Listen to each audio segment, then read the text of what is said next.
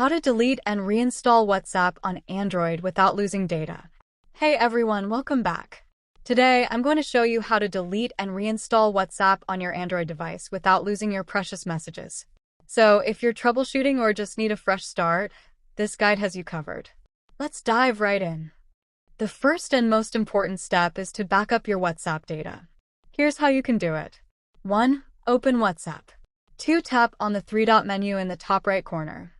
3. Go to Settings, Chats, Chat Backup. 4.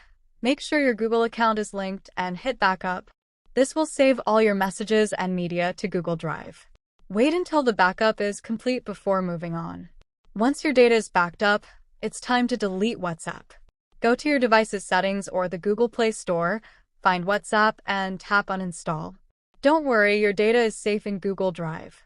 Now, go to the Google Play Store, search for WhatsApp, and reinstall it. Once installed, open the app and follow the setup process. When you verify your phone number during setup, WhatsApp will prompt you to restore your messages and media from Google Drive. Tap Restore, and your chats will magically reappear. If you don't see the Restore option, ensure you're logged into the correct Google account and have a stable internet connection. Also, double-check that your backup file exists in Google Drive.